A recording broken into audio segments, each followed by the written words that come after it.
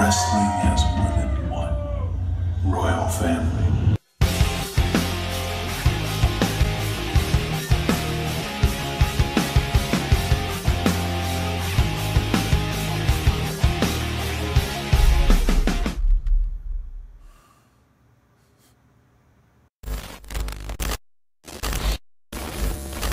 C'est assez bizarre ce qui s'est passé ce soir. J'avais aucune hype, absolument aucune hype pour Elimination Chamber 2019, à part pour le match Elimination Chamber masculin, pour le titre de la WWE. On en reparlera plus tard, mais j'avais aucune hype pour ce show et tu vois, je me suis dit, bon, dans tous les cas, je serais un peu surpris, tu vois, et dans un sens, j'ai été un peu surpris dans un sens, je veux dire, Finn Balor est nouveau champion intercontinental. Tu poses ça là, le mec, tu vois, tu parles à un mec qui n'a jamais regardé le catch, il a arrêté de regarder le catch en 2017, tu vois, genre, au moment où Finn Balor il était au plus bas. Là, tu fais, bam, tu poses ça là, Finn Balor est champion intercontinental. Bah, vous voyez, je sais pas si vous me suivez sur Twitter, mais suivez-moi sur Twitter maintenant si c'est pas déjà fait, c'est pour avoir ma réaction en live des pay-per-view de Raw, de SmackDown quand je fais pas de review, etc. Je me suis étouffé. Quand Finn Balor a gagné le titre, sans déconner, je me suis étouffé pendant, tu vois, au moins une minute. Et c'est long, une minute. Hein. Je toussais comme ça, j'arrivais pas à reprendre ma respiration. J'en revenais pas, en fait. Genre, ils ont donné un titre à Finn Balor.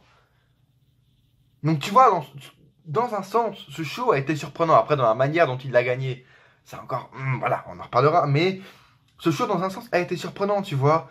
Mais... waouh, dans un sens, il s'est passé plein de choses, mais rien non plus, tu vois. C'est le truc bizarre avec ce show, c'est que il était court, en fait. Tu vois, il a duré 3 heures, et ça, c'est bien. La WWE s'est enfin rendu compte que 4 heures pour un pay-per-view niveau B, c'était un peu long, tu vois. Donc, du coup, maintenant, il retourne au pay-per-view de 3 heures. C'est très, très bien, tu vois. Et le show est passé vite, tu vois. C'est ça, le truc bizarre, c'est que le show est passé vite. Pour moi, les 3 heures, je les ai pas vus passer, tu vois. Mais dès que t'entrais dans un match, c'était tellement long, tellement lent. T'étais dedans, t'étais en mode... oh putain, on dirait que ça fait 40 minutes alors que ça faisait que 5 minutes, tu vois. C'est ça, le gros paradoxe avec ce jeu, c'est que c'était court, tu vois. J'ai pas vu passer les 3 heures. Mais d'un côté, dès que t'entrais dans un match, que ce soit Finn Balor contre Bobby Lashley, Lio Rush, Miz et Shane contre les Usos, c'était long. Waouh. Donc, encore une fois, les amis, là, ça va vraiment m'intéresser parce que j'ai toujours un avis différent des autres. J'ai toujours un avis différent, c'est un truc de fou. Mais là... quand j'ai trouvé un show bon, les gens le trouvent dégueulasse, comme par exemple Survivor Series 2018. Et là, ce show, tu vois, il y a eu des surprises, mais je l'ai vraiment pas trouvé bon, tu vois. Pour moi, il était mauvais, c'était un mauvais show, tu vois. Et pas les gens sur Twitter, même sur les réseaux sociaux en général, l'ont trouvé bon et tout. Ils ont dit, ouais, c'est un bon show, etc. Waouh, trop... Alors dites-moi vous maintenant dans les commentaires maintenant les gars si vous avez aimé ce show et pourquoi vous l'avez aimé. Et si vous l'avez pas aimé, pourquoi vous l'avez pas aimé. C'est maintenant les gars, dites-moi tout dans les commentaires, ça m'intéresse vraiment. Là j'ai envie de savoir parce que j'ai un avis différent. Mais là, pour avoir vraiment kiffé le show, faut vraiment me donner des arguments qui tiennent la route. Parce que l'Elimination Chamber féminin, j'avais des espoirs. Putain, j'avais un tout petit peu d'espoir pour ce match. Un tout petit peu putain. Et bah j'aurais pas dû.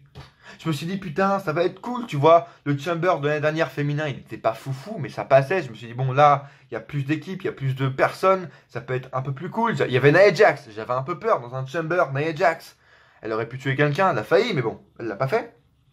Mais en fin de compte, ce match était rempli de botches, de temps morts. Ça se voyait qu'en fait les femmes n'étaient pas prêtes, ces superstars féminines n'étaient pas prêtes pour un Elimination Chamber, les gars. Un Elimination Chamber, c'est pas un 1v1 normal. C'est une stipulation, c'est un gros truc, tu vois. C'est l'Elimination Chamber. Et les meufs, on voyait qu'elles s'étaient perdues, il y avait des temps morts, elles se regardaient tout le temps, partout.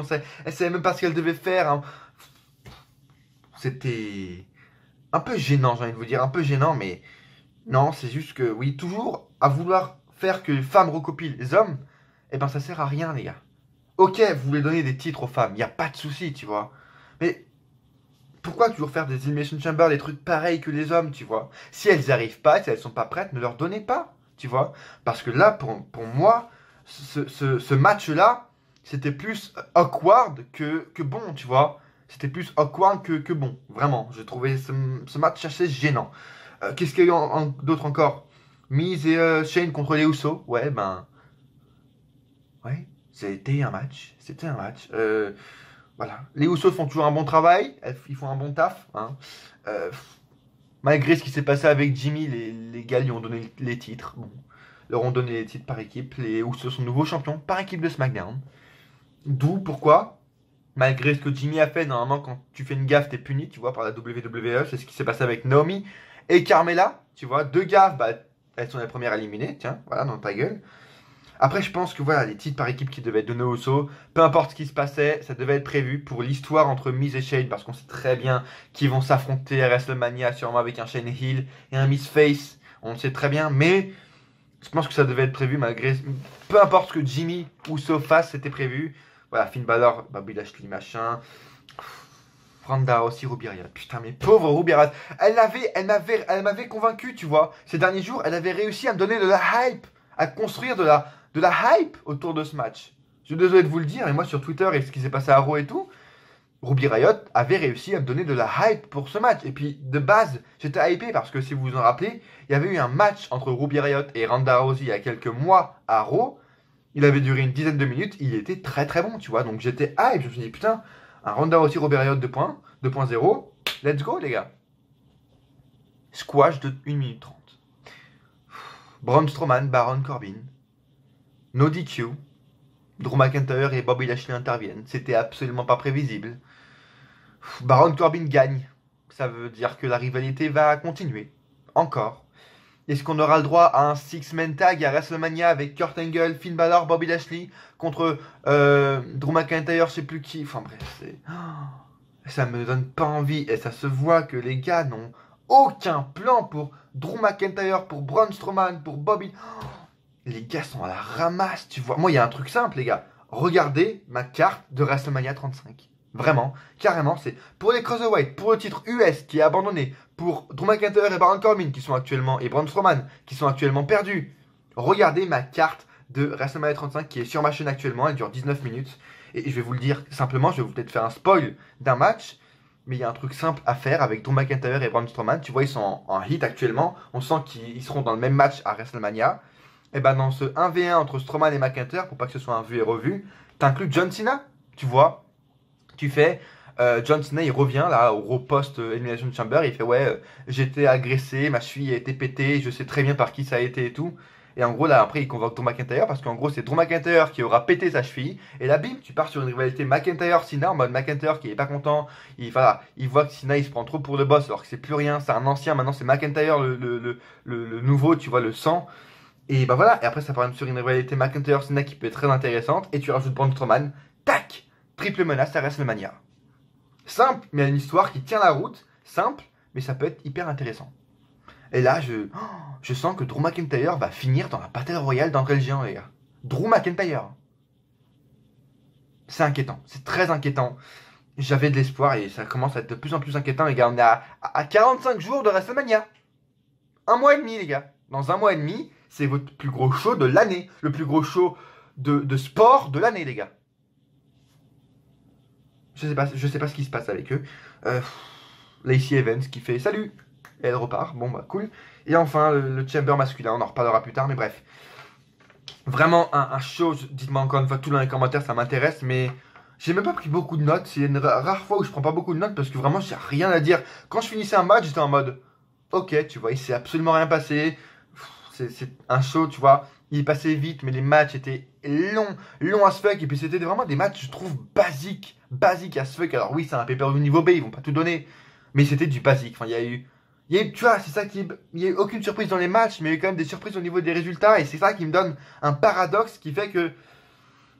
Je sais pas quoi penser de ce show. Je pense qu'il va. Je trouve quand même qu'il était plus mauvais, même s'il y a eu des surprises. Il a quand même été mauvais ce show. Bref, on va commencer maintenant, les gars. Laissez un pouce bleu si vous aimez ce que vous voyez et si vous avez aimé le show. Pourquoi pas, je pense qu'il y en a beaucoup qui ont aimé le show. Donc, faites-le moi savoir en commentaire et sur la barre des pouces bleus, les gars. Et puis c'est parti. Elimination Chamber est en direct de Houston au Texas ce dimanche. C'était hier, donc dans la nuit de dimanche à lundi 18 février. On va parler du kick-off, les gars, vous le savez très bien. 205 Live. Qui dit 205 Live dit Darren. Qui dit Darren dit qu'il va parler du kick-off, qui est Buddy Murphy qui défendait son titre Cruiserweight contre Akira Tozawa dans un match enfin excellent, tu vois, parce que j'ai envie de vous dire, les Cruiserweight, à chaque fois qu'ils sont en pay-per-view, les gars n'ont jamais des matchs. Tu vois, tout le monde les trouve bons, mais moi qui regarde 205 Live chaque semaine, quand ils font des matchs en pay-per-view, je vois très bien qu'ils donnent à peine le quart, tu vois, de ce qu'ils pourraient faire en réel, à peine le quart, tu vois. Et là, ils ont enfin fait un match excellent avec du rythme, avec du suspense, et du high flying de la part des deux, etc. Akira Tozawa qui a du momentum et qui est chaud, et qui est soutenu par le public, tu vois, Akira Tozawa. C'était un match vraiment excellent, enfin un bon match en pay-per-view, même si c'était en pré-show. Et on voit vraiment que ça sert de plus en plus montrer les Cruiserweight en pay-per-view, parce que ils sont de plus en plus adulés, ils sont de plus en plus, il y a de plus en plus de réactions dans les matchs Cruiserweight. On l'a vu, il y a vraiment beaucoup de réactions, il y a eu des chants This is awesome, les gars, en pré-show, tu vois, des This is awesome en pré-show, super, t'aurais pu le mettre en pay-per-view concrètement. Mais voilà, un match très très bon, on sent qu'il a été booké par Triple H cette fois, on a senti la patte de Triple H, il n'a pas été booké par Vince McMahon, tu vois, Vince McMahon il leur aurait donné 8 minutes et demie avec une victoire de Buddy Murphy clean, hyper facile, tu vois. Mais voilà, match très rythmé, un Akira Tozawa qui a réussi à prendre du momentum, et ça c'est bien pour lui, ça a donné un peu de suspense, je vous l'ai dit, à un moment j'y croyais, je croyais qu'Akira Tozawa allait gagner le titre, tu vois. Waouh, j'étais vraiment absorbé par ce match, c'est vraiment le mot, j'étais absorbé par ce match, et j'ai mis une très bonne note, la plus grande note, 10 sur 10, je pouvais pas faire autrement. Buddy Murphy conserve, bien sûr, fallait pas déconner. Voilà, encore une fois, si vous voulez savoir, moi, ce que j'aimerais voir pour Buddy Murphy à WrestleMania, regardez ma carte de WrestleMania 35 qui est sortie sur ma chaîne, les gars, allez voir sur ma chaîne maintenant. Peut-être qu'il sera dans le petit i qui est là, je crois, par là, le petit i, bref. Allez voir maintenant ma carte de WrestleMania 35, mais bref. 10 sur 10, match excellent. Et on entre dans le main show et c'est là que ça commence à descendre un peu beaucoup. Elimination Chamber féminin pour couronner les premières championnes par équipe féminine de l'histoire. Alors là, je vais lâcher du sel. Je suis obligé. J'avais de l'espoir en ce match, putain, c'est. Mais un tout petit peu, je me suis dit, bon, ça peut être potable, tu vois. Sonya Deville et Mandy Rose peuvent avoir une ou deux éliminations, tu vois. Ça aurait été pas mal. Mais aucune équipe n'a dominé, aucune équipe s'est montrée plus dominante que l'autre, aucune équipe n'est sortie du lot, tu vois. Elles étaient toutes à part égale, elles étaient toutes perdues à un moment donné, elles savaient pas ce qu'elles faisaient. Aucune superstar n'a eu son moment de gloire. Le public était mort, malheureusement, c'est la vérité. Le public, enfin, il y avait un silence de mort. Waouh, c'était vraiment chaud, tu vois. Il y a eu des spots, quelques spots par-ci par-là, mais qui étaient carrément prévisibles as fuck. Du coup, t'étais pas en mode waouh. Et Sonya et Mandy, vous le savez si vous me suivez depuis maintenant, depuis longtemps, depuis quelques mois, je kiffe Sonya Deville. Je pensais qu'elle allait faire au moins, tu vois, une élimination, qu'elle allait sortir un peu du lot. Elles sont rentrées premières. C'est cool, elles ont fini dernières. Elles ont fini dans les dernières équipes avec Sasha Banks et Bayley. C'est cool, tu vois, pour elles. Elles montent dominantes. Mais elles ont rien fait, en fait. Elles ont fait aucune élimination. Elles sont pas sorties du lot, tu vois. Elles ont... Ouais, putain, ça m'énerve. Et c'est en plus, c'est Sonya Deville qui abandonne. Donc les mecs ont plus de plans, ont plus d'espoir en Mandy Rose qu'en Sonya Deville. Ça me déçoit en fait, ça me déçoit vraiment, ça me fait vraiment chier pour elle, pour donner la victoire à Sasha Banks et Bayley qui devient donc, waouh, hyper pas prévisible du tout, oh, je suis choqué, les premières championnes par équipe féminine. Putain, mais les gens qui y croyaient, je sais pas, ouais, Nia Jax et Tamina, non les gars, je suis désolé, c'était prévisible as fuck avec, je vous l'ai dit, c'était la seule équipe qui avait une storyline, c'était la seule équipe, donc bien sûr que oui, ça allait être elle qui allait gagner. Sasha Banks et Bayley, nouvelle championne maintenant. J'ai un peu d'intérêt pour ces titres, juste pour, encore une fois, comme je vous l'ai dit dans ma vidéo pronostic, voir comment ça va être booké, voir comment ils vont s'en sortir. Est-ce que ça va être toujours une équipe random de Raw contre une équipe random de SmackDown à chaque pay-per-view sans aucun intérêt, sans aucune storyline? Ou est-ce que ça va être un peu booké? Est-ce que ça va être Caro quand les champions seront à Raw? Est-ce que ça va être qu'à SmackDown quand les champions seront à SmackDown? Je sais pas, hâte de voir ça, mais bon. Voilà. Match très awkward, je savais qu'elles n'étaient pas prêtes et elles n'étaient pas prêtes, la plupart des fans n'étaient pas prêtes, c'est la vérité. Il n'y a vraiment que la fin qui était potable. J'ai mis 6,5 sur 10 pour ce match, rien à dire de plus. McMiz, Shane McMahon et The Miz contre les Usos. Le seul truc à retenir du match, c'est Maryse qui atteint un deuxième enfant. C'est vraiment super calice. Maryse est encore enceinte, c'est magnifique. La Hit Baby 2 arrive, le Hit Baby 2 est là les gars, ça me fait plaisir pour elle, vous savez, je kiffe la Hit Couple, je kiffe Maryse, je kiffe le Miz. Et voilà, c'était la meilleure nouvelle de la soirée. Maryse qui annonce qu'elle attend un deuxième enfant. Félicitations Maryse, félicitations Miz. Voilà, la meuf a même pas attendu un an, tu vois. Leur premier enfant, il est né le 27 mars, tu vois, ils ont même pas attendu un an. Ouais, comment je sais la date du fils de la date de leur fille? C'est parce qu'en fait, il y a un membre de ma famille qui est né le même jour. Du coup, c'est un peu facile de s'en rappeler, qui est né le 27 mars, Monroe Sky. Bref, content pour elle. Et voilà, c'est le seul truc à retenir. Enfin, sinon, le match était potable. Vraiment. Mais en fait, j'ai rien à dire, je vous le dis, les matchs étaient longs. J'ai même pas pris de plaisir à regarder. J'ai mis 7,25. 7,25 sur 10, mais c'est pas mérité. C'est les critères que j'ai eu. C'est les critères qui ont fait ça, mais. Enfin, le match, c'était un match, quoi. Miz qui a fait un springboard. Voilà, le Miz sait faire des springboards, c'est assez impressionnant. Je lis mes notes parce que c'est un des seuls matchs où j'ai pris des notes. Oui, c'était un match tag team, il y a des trucs cool. Comme la tape pété également à l'extérieur du ring, les coast to coast de Shane qui sont toujours impressionnants. Mais bon, maintenant, il le fait un peu toujours, donc ça a perdu un peu de sa glorieuse, tu vois. Je sais pas si on dit ça, mais bon, bref. Ils ont fait gagner les Usos, voilà, je vous le dis, je pense que c'était prévu. Même, peu importe ce que Jimmy fasse. C'était prévu, je pense que les Usos gagnent pour ensuite continuer la storyline entre Miz et Shane. Je pense que Shane va faire un bon heel turn sur le Miz. Je le sens venir à 20 000 km. J'ai peur, j'ai très peur de ça. J'ai pas envie de voir ça, mais bon, je pense que ça va arriver. Pourquoi remettre les Usos champions? Pourquoi vous n'avez pas donné les titres à des mecs comme Sanity, des mecs comme The Club? Je sais pas ce qui est prévu pour la suite. À SmackDown, mais vraiment, à SmackDown pour tous les titres, tu sais pas ce qui va se passer. Pour le titre VVE, tu sais pas qui va affronter Bryan. Pour le titre US, tu sais même plus qui est le champion. Asuka, la meuf, apparemment il y a des plans, mais ils savent pas ce qu'ils veulent faire. Et les titres par équipe de SmackDown. Est-ce qu'on va repartir pour un énième Uso contre The Bar à WrestleMania? Encore une fois, allez voir ma carte. Ma carte pour WrestleMania 35 qui, je trouve, j'ai fait le match le plus parfait. Le meilleur match qu'on puisse faire pour SmackDown, pour le titre par équipe de SmackDown, encore une fois. Allez voir ma carte de WrestleMania 35. Bref, j'ai mis 7,25 sur 10, les Usos gagnent. Et voilà, rien à dire de plus, ça a duré 15 minutes. Ah, Finn Balor contre Bobby Lashley et Lio Rush. L'un des seuls matchs où j'avais de la hype, tu vois, la hype potentielle. J'étais hypé, je me suis dit, bon, ça va être cool, tu vois. Je voyais pas Finn Balor gagner. Concrètement, encore une fois, comme je vous l'ai dit, je me suis parmi. J'étais étouffé, je me suis étouffé quand j'ai vu Finn Balor gagner. Le match...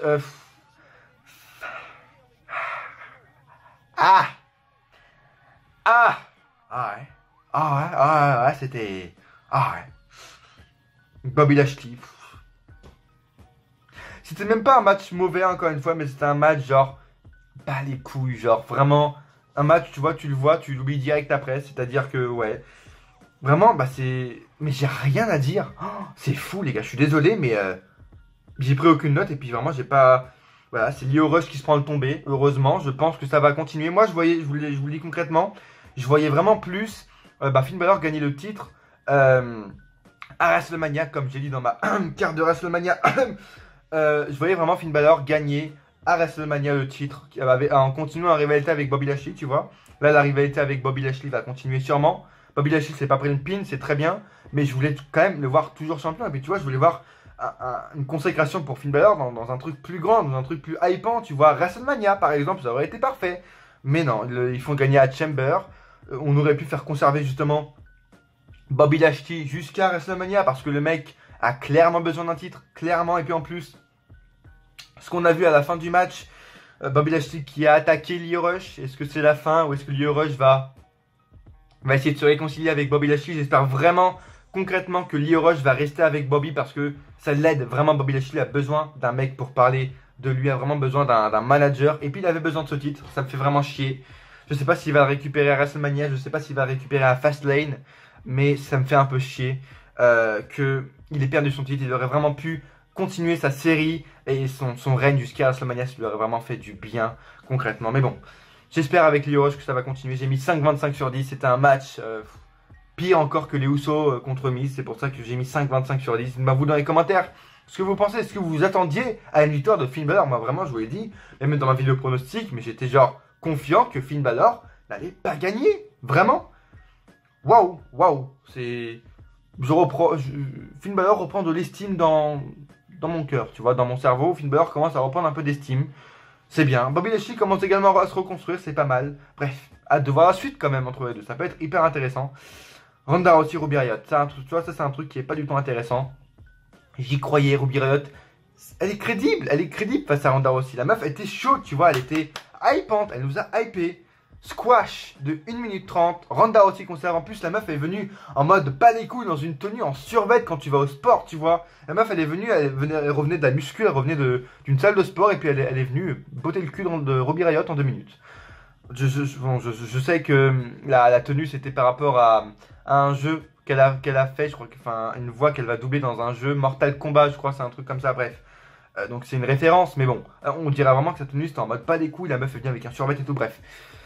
Il y avait Charlotte Flair aux abords du ring. Je m'attendais vraiment pas à ce qui allait passer à la fin. Je me suis dit, bon, il y aura une tension, il y aura un face-to-face entre Charlotte et Ronda Rousey.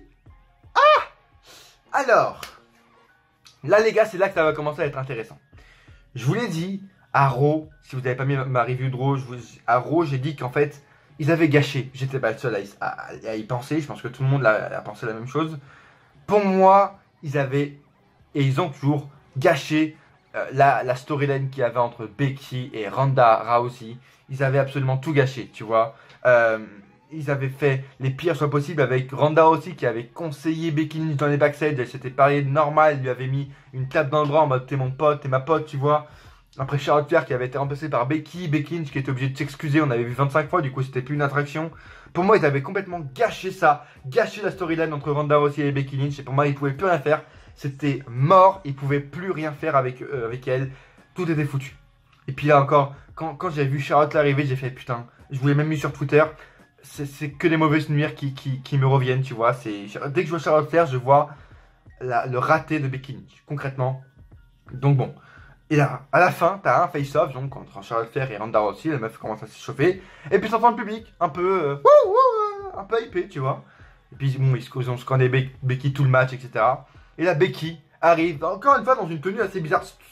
Ce soir, les tenues pour tout le monde étaient assez cheloues, c'était chaud, tu vois. Bref, elle arrive dans une tenue assez bizarre, Becky Balboa, tu vois. Et elle arrive en Becky. Becky arrive en Becky. T'as vu ou pas? Ref à Philippe Chiro, si vous avez regardé en français. Et du coup, elle arrive et elle commence à botter le cul, à foutre des coups de Becky sur Charlotte Flair. Exactement ce que je voulais voir. Pam pam, elle assomme Charlotte Flair et donc là le public est en feu et tout. Et ensuite, t'as Ronda Rousey qui prend une Becky, qui assomme également Charlotte Flair de coups de Becky. C'est hyper bien, j'étais hypé. Et là, Becky Lynch a enfin fait quelque chose de sensé. Becky a fait du Becky, c'est-à-dire qu'elle a frappé Ronda Rousey par derrière parce que c'est son adversaire. Becky Lynch, Ronda Rousey c'est l'adversaire de Becky Lynch, tu vois. Donc bon, je sais que j'ai dit dans ma review de Raw que tout était foutu, mais je vais peut-être me faire des ennemis et dites-moi vous ce que vous avez pensé dans les commentaires de ce segment. Mais pour moi, ils ont réussi à rattraper le coup de ce qu'ils ont fait à Raw, parce que Becky Lynch n'est pas fait ami avec Ronda Rousey, elles ont pas été potes, tu vois. Elles se sont frappées sur la gueule, et c'est exactement ce que je voulais voir. En plus, Becky a foutu en sang Ronda Rousey, c'est parfait. Alors oui, ça ne pourra pas réparer ce qu'ils ont fait, mais tu vois, ce que je reprochais également au booking de Becky ces dernières semaines, c'est que avant Becky c'était une attraction, tu vois, tu la voyais toutes les 2-3 semaines, et dès qu'elle venait il se passait un truc, que ce soit micro, elle trash talkait ou que alors elle se frappait avec Charlotte Flair ou Asuka, etc. Et là, ou alors elle faisait une invasion à Raw, tu vois. Et là, ces dernières semaines, du coup, il se passait plus rien. On la voyait toutes les 20 minutes à Raw, toutes les 30 minutes à SmackDown. On les voyait toutes les semaines, tu vois. On la voyait tout le temps. Donc, du coup, c'était plus une attraction du tout. Et là, Becky est venue. Alors, oui, ça fait 5 jours qu'on a plus revu. Du coup, c'est assez rapproché. Mais Becky Lynch est venue et il s'est passé quelque chose. Becky Lynch a frappé. Il s'est passé enfin quelque chose. Tu vois, Becky Lynch redevient une attraction. Et là, ce qu'il faut faire, les gars, c'est que là, vous avez réussi à reprendre la main. Ils ont vu, je pense, vu les dislikes que s'est pris la vidéo à Raw quand Charlotte Flair a été annoncée, et puis Charlotte Flair après son speech à SmackDown, c'est les 2 vidéos les plus dislikées de l'histoire de la chaîne YouTube de la WWE. Donc bon, je pense qu'ils ont compris leur erreur. Là, ils ont fait un truc bien, c'est-à-dire qu'ils ont fait attaquer Becky Ronda Rousey. Maintenant, ce qu'il faut faire, les gars, ne perdez pas la main. Soyez pas cons, s'il vous plaît, Vince. Réfléchis bien. Là, t'as la storyline de ta vie entre tes mains.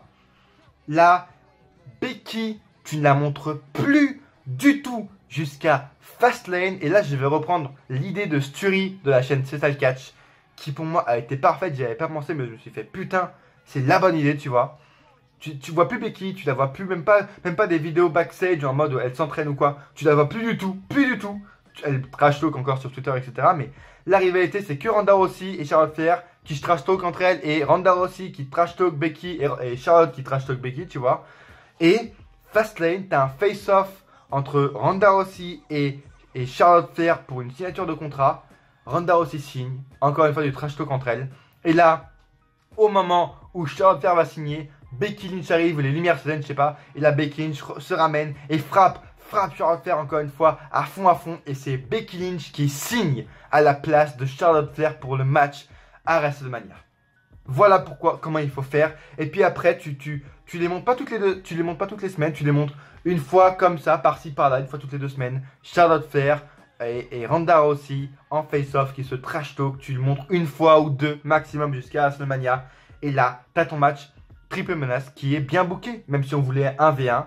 T'as ton match triple menace qui a été rattrapé par vos conneries. Et voilà, par les conneries qu'ils ont faites, ils ont réussi à rattraper et ils font un bon booking. Ils reprennent une storyline bonne. Voilà pour moi ce qu'il faudrait faire avec Becky Lynch à partir de maintenant, les gars.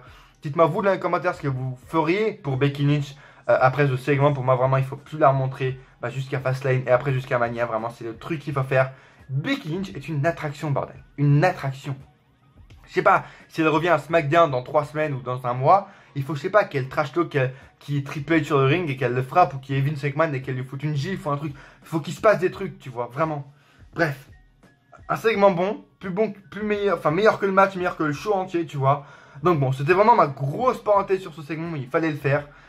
Avant, dernier match, oui, c'est ça. Braun Strowman, Baron Corbin en no DQ.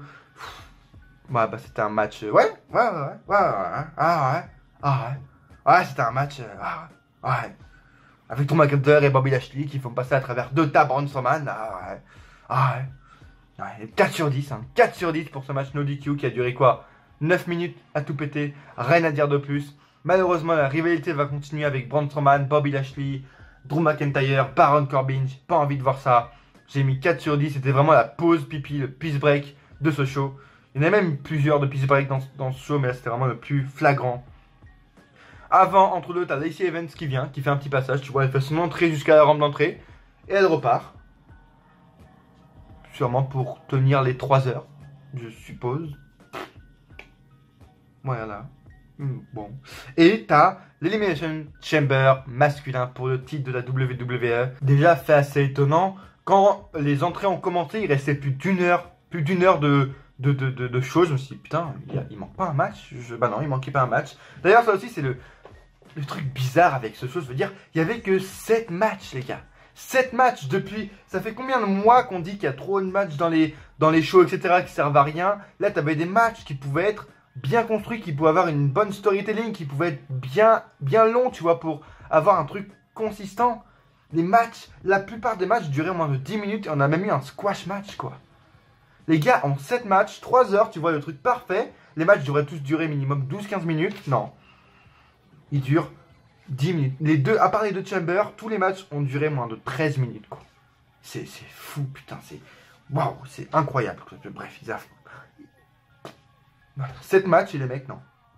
Bref, encore une fois, Brian, j'ai trouvé magnifique dans ce match. Dès le début du show, même pas avant le match, il nous fait une promo et c'est ça que j'aime bien également avec Brian, c'est que c'est le champion, tu vois. Il fait des promos tout le temps, etc. Il parle tout le temps. C'est bien parce que c'est lui le champion, c'est lui qu'il faut acclamer, c'est lui qu'il faut écouter tout simplement. Titantron, nouveau Titantron de Brian, assez bizarre, je vous l'avoue. C'est bien qu'il ait une nouvelle présentation, mais ça fait assez bizarre cette nouvelle présentation. Bref. Je crois qu'encore une fois, je vais pas me faire des amis sur ce match. Tout le monde l'a trouvé bon, excellent. La dernière partie du match, je vous le dis concrètement, elle était magnifique. Avec le final entre Kofi Kingston et Brian.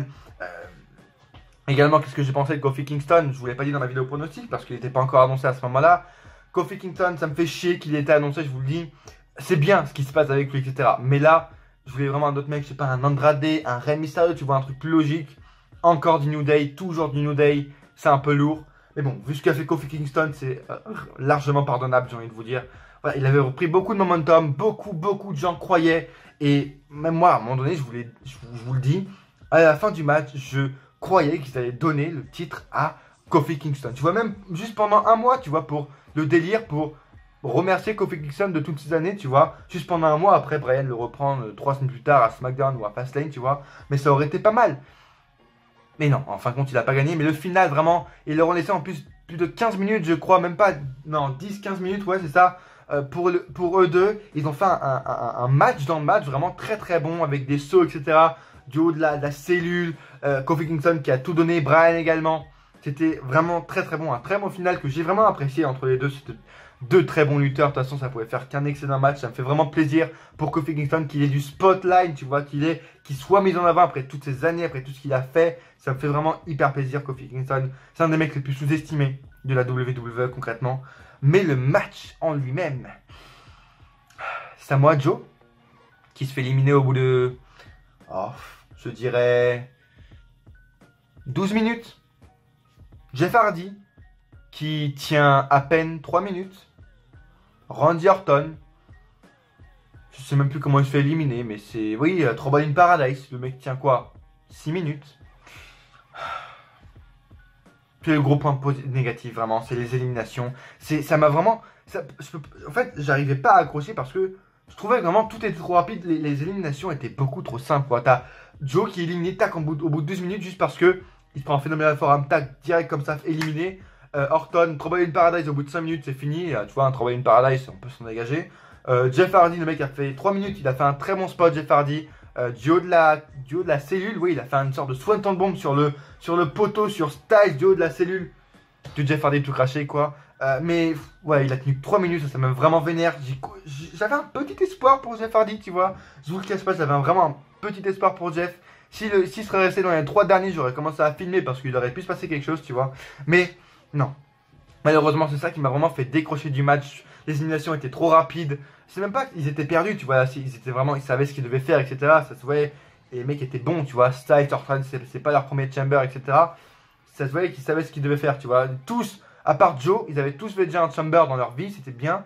Mais les éliminations étaient trop rapides. Ça m'a vraiment pas fait tenir dans le match, ça m'a vraiment pas fait accrocher dans le match. Et est-ce que c'est même pas que j'ai même pas aimé le match, c'est que oui, j'ai pas accroché. Alors il y a vraiment des trucs sympas et tout, mais non, j'ai accroché qu'à la fin, quoi, dans le Kofi Kingston contre Brian, qui était vraiment un match dans le match et qui était awesome. J'ai vraiment cru, le public était vraiment à fond pour Kofi. On aurait cru que c'était Becky Lynch dans le ring, tu vois, tellement qu'il y avait de chants. C'était exceptionnel, ça me fait vraiment plaisir pour Kofi Kingston. J'ai vraiment cru encore une fois, mais non.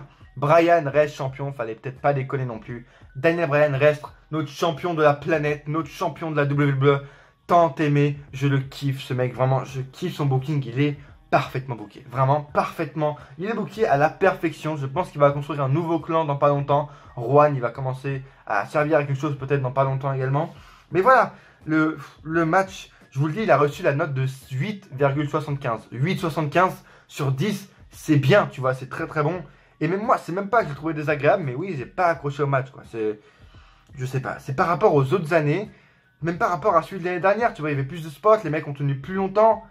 Là, le match a quand même duré longtemps, 35 minutes, un truc comme ça, je crois. Mais le match en lui-même, si t'enlèves la fin, Kofi Kingston, Brian, le vrai Chamber, il a tenu 15-20 minutes, quoi. Tu vois, normalement, la fin, entre les deux dernières superstars, ça dure 5 minutes, tu vois. C'était bien pour Kofi, encore une fois, qu'on lui donne du temps, mais moi, je trouvais ça vraiment pas crédible. Jeff Hardy qui est éliminé au bout, juste un kick de Brian, Orton par un Trouble in Paradise. Le RKO de Orton sur Styles, c'était assez stylé par contre, je tiens à vous le dire. Mais voilà, j'ai quand même mis 8,75 parce que c'était un match potable, c'était un Chamber qui tenait vraiment la route, tu vois, j'ai pas critiqué. Voilà, mais il fallait quand même que je laisse mon sel parce que je trouvais c'était trop rapide. Voilà, bref. C'était une construction assez, encore une fois, bizarre, comme pour tous les matchs, parce que la note s'en ressent, tout simplement que les constructions étaient bizarres. La note du pay-per-view est de 6,9 sur 10, qui est pas folichon, on va pas se le cacher. C'est ça va vraiment, je pense, être l'un des pires pay-per-view de l'année. C'est très dur à rattraper, 6,9, à dépasser, je pense même. Donc bon, pour l'instant, le pire pay-per-view de l'année, je vais pas vous le cacher. Mais bon, voilà, le Chamber, encore une fois, pour y revenir, c'était j'ai eu un peu de mal. Dites-moi vous dans les commentaires ce que vous avez pensé du Chamber, ça m'intéresse encore une fois. Dites-moi tout dans les commentaires. Abonnez-vous si ce n'est pas déjà fait pour aller voir pour être prévenu de toutes les nouvelles vidéos qui vont sortir. Encore une fois, plus on est nombreux, plus on rit, plus on est nombreux, plus il y aura de concepts. Road to 300, Road to 1K les amis, on ne sait pas. Mais il y a des concepts qui fusent dans ma tête en ce moment qui sont vraiment bons je pense. J'attends vraiment qu'on soit plus dans cette communauté. Je veux agrandir cette communauté au maximum. Donc abonnez-vous si ce n'est pas déjà fait. Partagez la vidéo un maximum sur tous les réseaux sociaux. Facebook, Snap, à vos potes, fans de catch, sur Instagram, sur des groupes de catch, etc. Partagez la vidéo un maximum. Likez la vidéo vraiment un maximum. Ça, également, ça me ferait hyper plaisir. C'est le meilleur moyen pour me faire avancer sur YouTube. Me laisser des likes vraiment. Laissez-moi des likes le plus possible si vous avez aimé ce que vous avez vu. Encore une fois, lâchez-moi dans les commentaires ce que vous avez pensé de ce show. Bon ou mauvais, dites-moi pourquoi pas une note dans les commentaires. Moi voilà, j'ai vraiment eu un peu beaucoup de mal avec ce show. J'ai trouvé vraiment mauvais. Bref, 6,9 sur 10 les amis. Merci de m'avoir suivi. Et à coup sûr, on se retrouve dans une prochaine vidéo. Ou pas.